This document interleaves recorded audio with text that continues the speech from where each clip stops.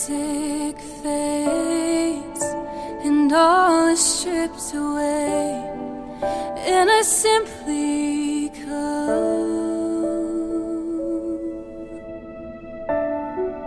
longing just to bring something that's of worth that will bless your heart. I'll bring you more than a song, for a song in itself is not what it... Então Agripa disse a Paulo: é permitido que faças a tua defesa.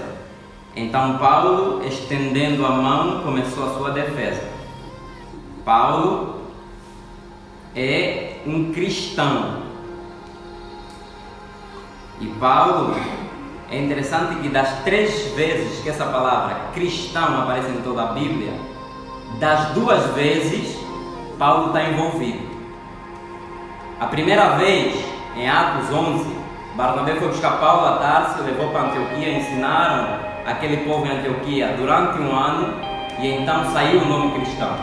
E a segunda vez, que nós vamos ver no texto que abrimos, é mencionada essa palavra e Paulo está a fazer a sua defesa. Então Paulo é um cristão, ele não era cristão, a conversão dele se deu no capítulo 9 desse livro, e ele agora é um cristão, e ele está a fazer a sua defesa. Então vamos prestar atenção no cristão, é um cristão que está a falar, Paulo. Verso 2: julgo-me feliz, ó rei Agripa, por poder hoje defender-me perante ti e todas as coisas de que sou acusado pelos judeus. Conforme hoje aprendemos, devemos nos sujeitar às autoridades. Então está aqui um cristão a se sujeitar diante da autoridade do rei Agripa. Verso 3: especialmente porque és versado em todos os costumes e questões que há entre os judeus. Por isso, suplico-te que me ouças com paciência. Verso 4: pois desde a juventude a minha vida é conhecida entre o meu povo e por todos os judeus em Jerusalém. Então, o cristão está a dizer: a minha juventude é conhecida, ou seja, as pessoas sabiam quem eu era, como eu andava. A minha juventude era conhecida por todos. Eles me conhecem, verso 5, desde o princípio, e se quiserem podem dar testemunho de que vivi. Olha o termo de um cristão, não vivo, vivi, passado. Paulo era descrente, agora é cristão. Era crente, mas não era cristão. E ele agora é cristão, ele está a dizer vivi, passado. Como é que você viveu, Paulo? Como fariseu, segundo o mais severo do grupo da nossa religião. Ou seja, Paulo era religioso, mas não era cristão. E ele diz: eu fui mais severo do nosso grupo, mais zeloso. E nós no livro vimos ele também dizer que quanto à lei eu fui irrepreensível.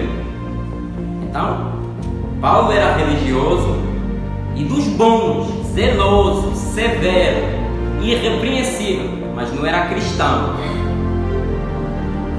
Não era cristão. Então vamos atentar para isso. Porque nós pensamos que quando viemos para a igreja somos cristãos, e os que estão no mundo é que não são cristãos. Verso 6: agora estou aqui para ser julgado por causa da esperança da promessa feita por Deus a nossos pais. As nossas 12 tribos esperam alcançar essa promessa, servindo a Deus com fervor noite e dia. É por causa dessa promessa, ó rei, que sou acusado pelos judeus, porque se considera inacreditável entre vós que Deus ressuscite os mortos. Eu pensava que devia praticar, vivi e pensava, passado, muitas coisas contra o nome de Jesus, o Nazareno, mesmo sendo religioso. Então, a uma religião, a um cristianismo sem Cristo. O que de fato fiz em Jerusalém, pois tendo recebido a autoridade dos principais sacerdotes, não somente encerrei muitos santos em prisões, como também dei o meu voto contra eles quando estavam para matá-los. E nós aqui lembramos de Estevão. E castigando-os muitas vezes em todas as sinagogas, obrigava-os a blasfemar e, cada vez mais, enfurecido contra eles, perseguia-os até nas cidades estrangeiras. Verso 12. Numa dessas vezes, fui para Damasco. Então o cristão está a falar como ele era, como ele procedia, e ele agora vai contar o seu testemunho, como Deus o alcançou. E ele vai dizer: numa dessas vezes fui para Damasco, persegui cristão, munido de autoridade dos principais sacerdotes e comissionado por eles. Ao meio-dia, ó rei, vi no caminho uma luz do céu, que brilhava mais do que o sol, resplandecendo em torno de mim e dos que iam comigo. E caindo todos por terra, ouvi uma voz. Reparem que todos caíram, mas só Paulo ouviu. Todos caem diante de Cristo, porque Cristo é Senhor de todos, mas Salvador de alguns. Caíram todos, mas ouvi, só Paulo ouviu. Ouvi uma voz que me dizia na língua dos hebreus: Saulo, Saulo, por que me persegues? É inútil resistires ao aguilhão. E eu disse: quem és tu, Senhor? O Senhor respondeu: eu sou Jesus, a quem persegues. Então nós estamos a ver aqui o cristão a contar o seu testemunho e está a dizer que foi Cristo quem foi até ele e o converteu, e não o contrário. E muita gente diz assim: não, eu sou cristão. Por que você é cristão? Não, porque eu aceitei Cristo, porque eu fui até Cristo. Por isso é que essas pessoas não espelham Cristo. Muitos que dizem que eu aceitei Cristo, porque eles é que aceitaram Cristo, não foi Cristo quem os aceitou. Mas quando um cristão é cristão porque Cristo foi até ele, a diferença é notável. É como Spurgeon um dia disse que ao passar na rua de Londres viu um bêbado. Viu um bêbado, um homem embriagado, e disse: senhor, pastor, não lembras de mim, pastor? Estou se lembrar de ti, quem é esse? Sou eu, um dos teus conversos, um teu convertido lá da igreja, não lembras, pastor? Spurgeon diz: ah, ok. Você, sendo um dos meus convertidos, só poderia ser um dos meus convertidos. Por isso é que estás assim embriagado. Porque se fosses um convertido de Cristo, você não se portava dessa maneira. Então aqui notamos a diferença. E Paulo é um convertido de Cristo. Foi Cristo que foi até ele. E é Cristo que vai até nós e nos salva e nos muda. Verso 16. Mas levanta-te e põe-te em pé. Foi para isto que te apareci, para te fazer servo e testemunha, tanto das coisas que viste de minha parte, como daquelas que te manifestarei. Eu te livrei deste povo e dos gentios para os quais te envio. Então, Paulo foi salvo e Cristo está a dizer por que salvou Paulo. Por que Cristo nos salvou? Cristo nos salvou para ficarmos sentados, beber Coca-Cola, assistir Netflix e ver as pessoas indo para o inferno sem poder dar uma palavra para eles. Cristo nos salvou, nos tornou cristão para isso, que diz aqui, verso 18: para lhes abrir os olhos, a fim de que se convertam das trevas para a luz e do poder de Satanás para Deus, para que recebam o perdão dos pecados e herança entre os que são santificados pela fé em mim. Então, Cristo nos torna cristão para isso.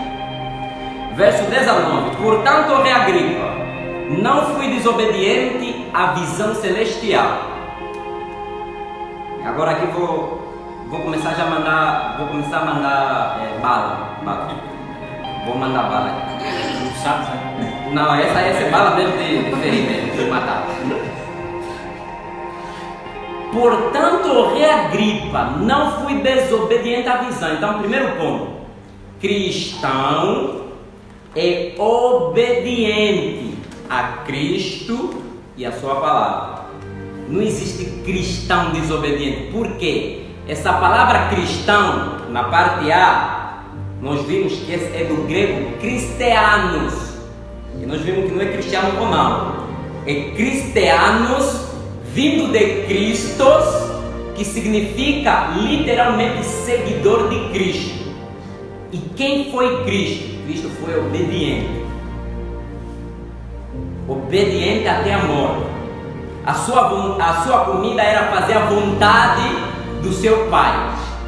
Salmo 119 diz: Deus estabeleceu os seus preceitos, não para nos apreciarmos, não para nos enchermos nossas mentes, nossos cadernos, mas os preceitos, os mandamentos, a lei de Deus, a vontade foi estabelecida para serem obedecido com cuidado. Salmos 119, verso 4 ou 5. Então, um cristão é obediente. E Paulo está dizendo: não fui desobediente. E como é que você se diz ser cristão e és desobediente à palavra de Deus? De quem você está aprendendo essa desobediência? De Cristo não é. E Paulo diz: vocês não estão aprendendo isso com Cristo. E ele diz: eu não desobedeci à visão.